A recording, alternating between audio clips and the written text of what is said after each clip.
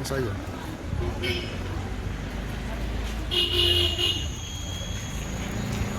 ठीक है।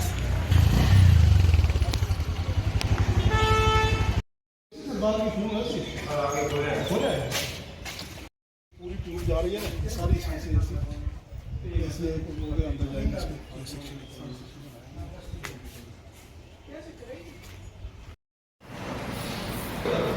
ये 10 बेड की आई हुआ है।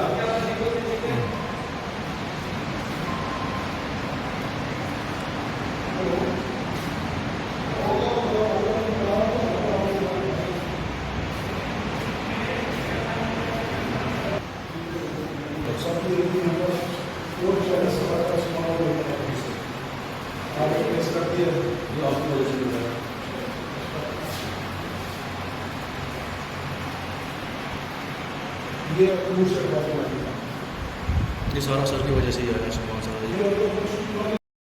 आईसीयू में करना है, वो सारी मशीनरी यहाँ आ गई है।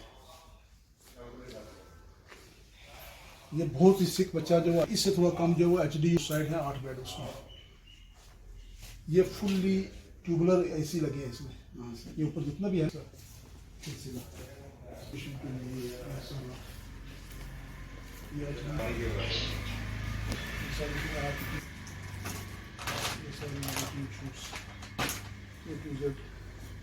मशीनरी देखो, ये सारी उसकी सेफ्टी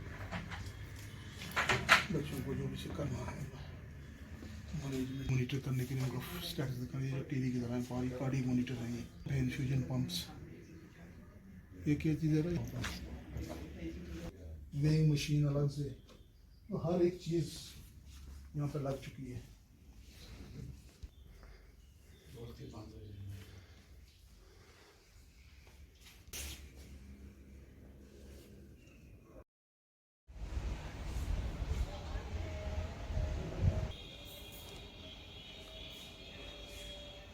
अंदर भी ऐसे लगा हुआ है, ये अभी हमने बंद किया हुआ ना, नामोशन करके हम उसको चला रहे हैं।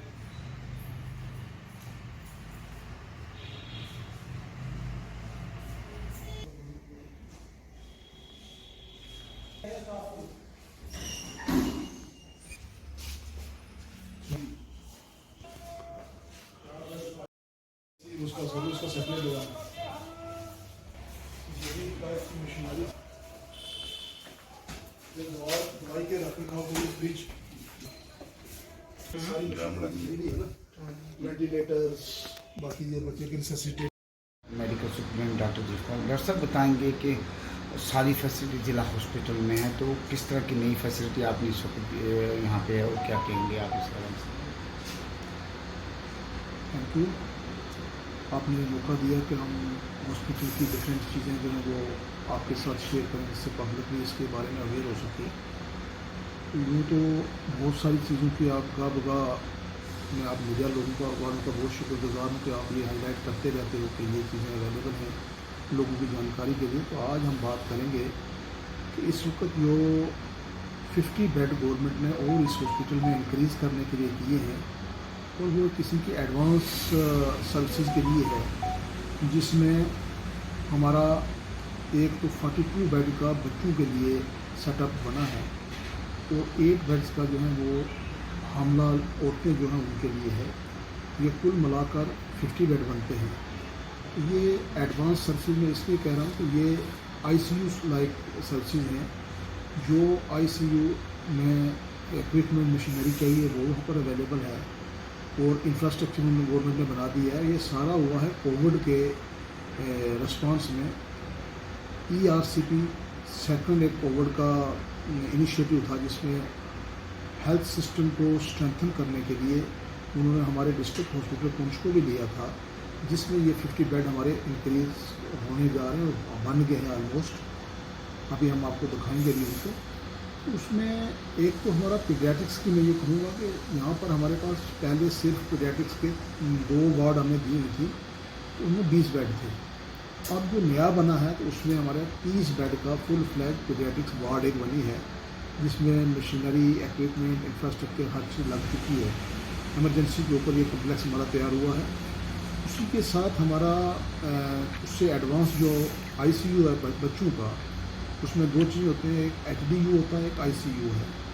तो HDU के 8 बेड उन्होंने तैयार किए हैं, और उससे भी जो 6 ज़्यादा बच्चे हैं जिनको ICU की ज़रूरत पड़ेगी तो वो 4 बेड हो गए। तो 8 4 12 बेड हो और 30 बेड की हमारी वार्ड होगी। तो ये कुल मिलाकर 42 बेड जो हैं ये चाइल्ड सर्विसेज को बेहतर बनाने के लिए हॉस्पिटल में सेटअप कर दिए गए हैं। इसके अलावा मदर का, जैसे मैंने कहा कि 8 बेड वो ICU के बेड हैं कि जो लेडी प्रेगनेंट लेडी या अदर लेडीज़ की अगर कोई इशू होता है तो वो जब आके एडमिट होती है, अगर उनको कहीं ज़रूरत पड़ जाती है ICU लाइक सर्विस, तो वो 8 बेड भी हमारे ऑलमोस्ट रेडी हो गए मैटरनल ICU करके। ये सारा इसी प्रोजेक्ट में हुआ है। तो हम गवर्नमेंट के बड़े मशकूर हैं कि गवर्नमेंट ने इस चीज़ को हमारे यहाँ पर दिया है, जिससे हमारे अस्पताल की फर्दर डेवलपमेंट हुई है।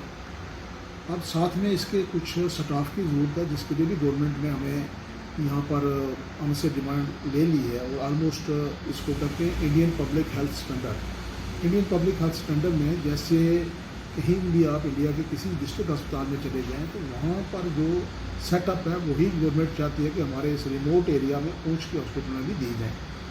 उसमें जैसे ICU का बेड, मैं उसकी बात करूँगा कि एक बेड पे एक नर्स होनी चाहिए। तो अगर हमारे 8 बेड हैं मैटरनल के ICU के, तो एक एक अगर हम नर्स लगाएं तो 8 या 24 नर्स होगी। और फिर हमें साथ में 4 नर्स रखनी पड़ती है, 24 नहीं बल्कि हम 25। एयर कंडीशन स्ट्रक्चर हैं, और इसके वो चलाने के लिए जो है वो थोड़ा पावर बैकअप जो है वो सेपरेट ट्रांसफार्मर चाहिए, सेपरेट आगे उस लाइट को कंट्रोल करने के लिए सर्वो चाहिए। उसकी भी हमने रिक्वायरमेंट जो है वो गवर्नमेंट के प्रोजेक्ट कर दी है। अभी हमारे RKS की मीटिंग हुई थी, उस दिन मैं DC साहब के सामने भी ये मसला रखा था, तो उन्होंने कहा कि हम जो इस जल्दी कोशिश करके इसको हम प्रोक्योर करेंगे, तो सर्वो को भी हम सोच रहे हैं। तो ये जब सेटअप हो जाएगा तो हमारे हॉस्पिटल में काफ़ी सारी इम्प्रूवमेंट लोगों के लिए हो जाएगी। और ख़ासकर ये जो 2 विंग है मैटरनल और मदर का, मैटरनल और चाइल्ड का, ये दोनों जो है इसमें सर्विस बढ़ जाएंगी और हमारा हॉस्पिटल और बेहतर हो जाएगा। अभी हमने इसकी चलाने के लिए 4 स्टाफ नर्सेज भी जम्मू से ट्रेन करके ले आए हैं, और हमने उनको चार्ज दे दिया है कि भाई इक्विपमेंट को उसको फुल्ली ऑपरेट करवा देंगे। दरअसल ये बताइए कि यहाँ पे जो आई स्पेशलिस्ट थे वहाँ के लिए आपने ऑपरेशन थिएटर भी तैयार किया आप वैसे, लेकिन यहाँ पे लोगों को आई स्पेशलिस्ट यहाँ पे नहीं है। मुफ्त सारे डॉक्टर साहब हैं, लेकिन डॉक्टर आई स्पेशलिस्ट यहाँ पे। देखिए, ये गवर्नमेंट की बड़ी प्रायोरिटी है, और DC साहब ने इस मसले को बड़ा सीरियसली लिया है कि जो हमारे पास एक ही आई स्पेशलिस्ट थे वो ट्रांसफ़र हो गए। गवर्नमेंट इसमें सोच रही है, आई एम होपफुल कि जल्दी ही आई स्पेशलिस्ट किसी को ज़रूर पोस्ट करेंगे वो, क्योंकि नए जो हमारे लोग पोस्ट ग्रेजुएशन करके निकल रहे हैं, तो प्रायोरिटी है डायरेक्टर साहब की भी और कमिश्नर सेक्रेटरी की भी कि हम पूंछ जैसे रिमोट एरिया में जितना जल्दी हो सके हम एक आई स्पेशलिस्ट भेजें। उसके साथ जो हमारे आई सर्विसेज यहाँ पर इम्प्रूव हुई थी, तो उसमें हमारा फुल फ्लैज आई OT प्लस 10 बेड वार्ड जो, उसके लिए भी गवर्नमेंट ने 40 लाख रुपया सेंक्शन कर दिया है इस साल के लिए। तो वो जो मशीनें आपको आई ऑपरेशन में चाहिए, जो भी आई OT में हमें चीज़ें चाहिए, उन्होंने कर दिया है। वो अंडर प्रोक्योरमेंट जो है वो अंडर प्रोसेस है। वो गवर्नमेंट बड़ी इसके लिए मुतहरक है कि जितना जल्दी हो सके हम करें।